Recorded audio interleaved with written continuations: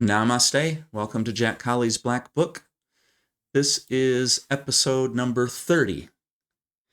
And we're going to continue talking about some of the experiences that I had that really made me racist. I would not consider myself an overtly racist individual, but I think, coming from your very typical white family in the 1970s and the 1980s, I had a lot of,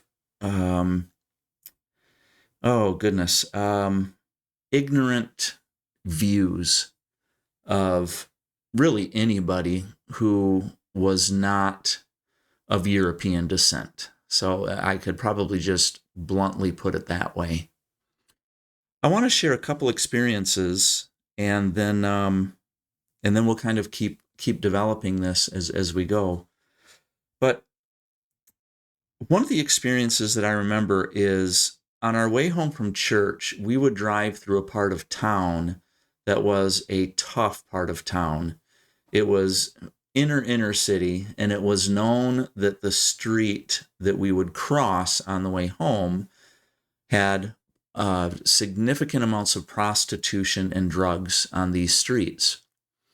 And we would cross this street toward the north side of the street. And so south of us, when we crossed this particular street, south of us was where, you just would not go. You just would never even drive down that street.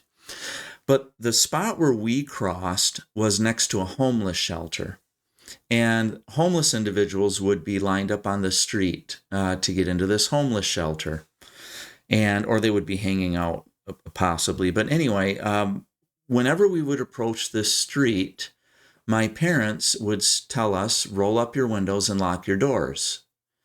And my brothers and I would roll up our windows and we would lock the doors. Now, I want to take just a quick sidebar before going any further with this and talk about the psychology of what happened in terms of what's happening in terms of brain chemistry. So my parents, who I have argued are your first gods, and so you pay attention to your parents, and hopefully, like me, you have had parents that you could trust and you could watch and you could learn from, you could take advice from. But my parents were obviously concerned for our safety. From an evolutionary standpoint, when you are put in a situation where you have to be concerned with your safety, or it's a new experience, your brain begins to make all sorts of associations that you're probably not aware of. In fact, I know you're not aware of them from a psychological standpoint. You may be making associations with the color of the building, with the individual standing on the sidewalk, with different sounds, with the environment itself. And all of that is very natural because your body is reacting in a way to keep it safe. It's taking inventory of this environment that your parents just clearly indicated to you was not safe to the extent that we got to roll up our windows and we have to lock our doors. So suddenly, the first gods, my parents, are not omnipotent because we have to roll up the window and lock the doors. Now, I don't think my brain processed it that way, so I'm kind of processing it retroactively. I don't know what term to use. But that particular experience really set into my mind this idea that anybody who was not white, anybody who was of non-European descent, was somehow dangerous or somehow unsafe or somehow you had to be careful with, not to mention the associations with, okay, we've been told that there are drugs and prostitution down the road south. Now I'm associating with this. Again, the idea is all of these associations are very natural and they're helping you to make sense of the world and keep you safe. But at some point, you have to realize how those can also be based on a lot of ignorance. So keeping that in mind, keeping it in mind, my extended family with the story that I shared in episode number 29. So all of these kind of experiences that I had, well, my parents didn't necessarily espouse racism. In fact, they did what they could to teach my brothers and I that racism was wrong. But we still had these experiences that I think probably wired our brains in a certain way. So fast forward several years, and I was in high school. And I want to tell you a story of the first time that I think it just drove home that what I was doing was wrong, or some of the experiences that I had, or some of the attitudes that I had. My English teacher had required that my English class read Lorraine Hansberry's Raisin in the Sun. And our assignment was to study this play, A Raisin in the Sun, and to write kind of the final scene of A Raisin in the Sun. And I did not read the book. I read very few books in high school that I was supposed to read. I was able to always skate by and at least pass the courses. But this assignment came due on a Monday, and I remember on a Sunday, I had not yet completed the assignment. And I remember it was probably in the month of May. It was getting near the end of the school year. It was nice out. And I remember my family was once again over for Sunday dinner, and everyone was out playing basketball. Everybody was in the yard playing basketball, and I was stuck in the kitchen at the kitchen table having to do my final assignment, my final paper for A Raisin in the Sun. My uncle had come in and had the idea that we should make the paper funny. And again, please, I get it. I remember myself being uncomfortable, but I was a kid then. So this is not something that I did as a 57-year-old. I was a kid. We learned from our mistakes. My uncle proceeded to give me lines and give me things to put in my paper that were based on stereotypes of Black families. And without going into the stereotypes, let's just say that there were jokes in this paper about what they were eating, about what they were experiencing, about how they filled their time. And it was all based on incredibly inappropriate stereotypes. Monday came, and I brought the paper to school. And if I remember correctly, we had to turn in all of our papers to Mr. W. And then what Mr. W did was he would hand the paper back, and then you would have to read the paper to the class. And so this was his way of, he could hear the paper read, you could share your paper with the students, and then he would give you a score right then. As I read my paper, this was the first time where I just really felt my peer group was putting me in check, and rightfully so.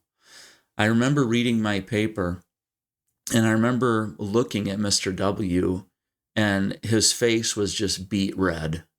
He was very upset at what was included in my paper.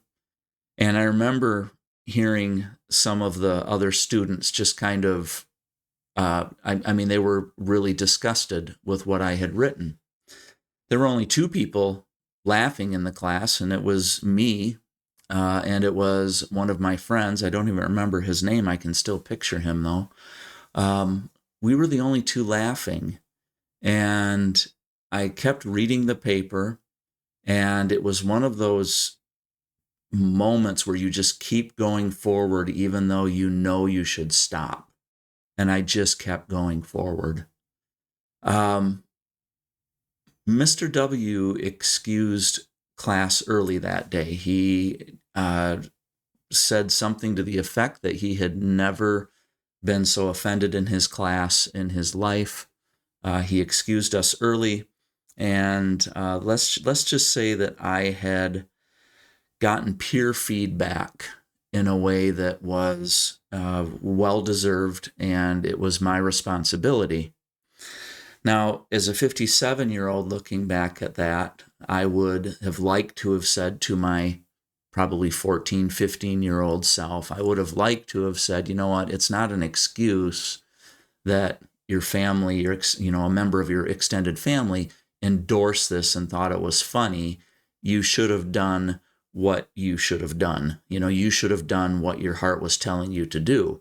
And I remember as I was writing this paper at the kitchen table, I remember thinking like, this is inappropriate. I shouldn't be doing this. But one thing that you'll learn from me is that it took me a long time to get confident with who I was. In fact, I'd probably say I've only been confident really in who I am in the last several years. But it was a time period where I was very ashamed of what I had written. Now, I will tell you this before I wrap up this. It would be about 15 to 20 years later, I decided to go up to the high school where I graduated from. And I walked into the human resource department and I said, is Mr. W here? I'd like to set up an appointment with him. And they said that Mr. W had retired a year or two ago, but that they had his address. I had rewritten that paper that I should have written correctly in high school. And I believe I was in probably my mid to late 20s at this point. And I had rewritten the paper, and they were kind enough to accept my apologies for being the type of student I was. And I came clean and told them that I was ashamed and that was not who I wanted to be. And they mailed the paper to Mr. W. And to my knowledge, Mr. W received the paper that was my late paper of how the story of A Raisin in the Sun actually ended. That taking responsibility for something I knew to be wrong, that step in fully taking responsibility, because I could have gotten away with it. Nobody held my feet to the fire. Nobody said, I have to apologize. I could have just let this go. But it was eating at me for years after I graduated high school. And there were some other circumstances that I think helped me to want to make peace with some of the choices that I made in my past. But that's where I kind of left that. So I redid the assignment, and I wish I knew what Mr. W had thought because I didn't hear back from him. But I want to continue looking at what we can do when you've had these similar experiences with racism. And this is also sexism. This is, orientation, gender, anything where you have had these experiences where there's a part of you that says, I really should not have these attitudes towards these individuals. I want to keep looking at some of those things. So next time, we'll keep looking at that. All right. And there's the picture I was supposed to put up there while I was talking, but a powerful picture.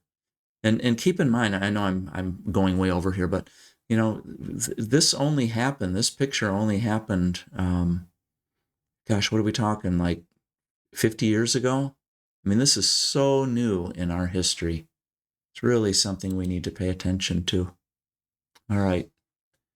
Namaste, my friends.